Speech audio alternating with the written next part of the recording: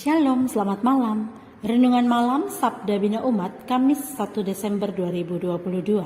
Firman Tuhan malam ini terambil dari Galatia 5 ayat 16 sampai 26. Demikian firman Tuhan. Maksudku ialah hiduplah oleh roh, maka kamu tidak akan menuruti keinginan daging. Sebab keinginan daging berlawanan dengan keinginan roh, dan keinginan roh berlawanan dengan keinginan daging.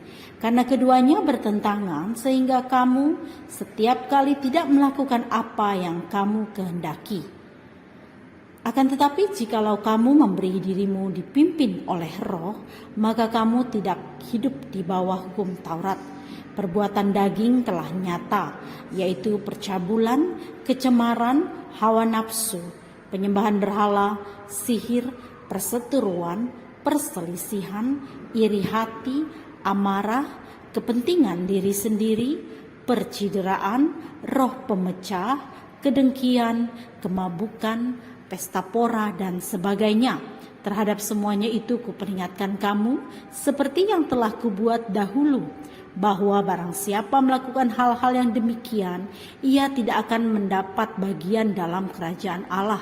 Tetapi buah roh ialah kasih, sukacita, damai sejahtera, kesabaran, kemurahan, kebaikan, kesetiaan, kelemah lembutan, penguasaan diri.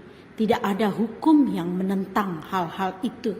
Barang siapa menjadi milik Kristus Yesus, ia telah menyelipkan daging dengan segala hawa nafsu dan keinginannya. Jikalau kita hidup oleh roh, baiklah hidup kita juga dipimpin oleh roh. Dan janganlah kita gila hormat, janganlah kita saling menantang dan saling mendengki. Demikian firman Tuhan. Renungan malam ini bertema berubah karena pimpinan roh. Dalam bacaan ini, Paulus dengan lebih jelas memperlihatkan perubahan yang seharusnya terjadi dalam diri orang yang telah menjadi milik Kristus, yaitu yang semula hidup duniawi menuruti keinginan daging, menjadi hidup dalam dan penuh roh. Apa yang disebut Paulus sebagai perbuatan daging merupakan gaya hidup yang sangat umum berlaku di masyarakat manapun, seperti percabulan, mengumbar nafsu atau emosi, termasuk pamer kekayaan atau kenikmatan, penyembahan berhala, perseteruan, egoisme, dan lain-lain. Semua gaya hidup itu harus ditinggalkan oleh orang yang sudah menjadi milik Kristus. Sebaliknya, mereka harus mulai hidup dengan memperlakukan kasih, kemurahan, kebaikan, kesabaran, kesetiaan, kelemah lembutan, dan penguasaan diri. Mereka harus menebarkan sukacita dan mengusahakan damai sejahtera. Akan tetapi pada kenyataannya, mengubah hidup dari yang duniawi menjadi rohani tidak semudah yang dibaca dari Alkitab ataupun yang fasih dibicarakan. Pada dasarnya, setiap orang membutuhkan suatu dorongan yang kuat untuk dapat mengubah diri. Adakah itu pengalaman traumatis atau panggilan hati? Berdasarkan pengalaman hidup, peristiwa duka dan pengalaman pahit dapat mengubah diri kita sedemikian rupa dengan sangat cepat.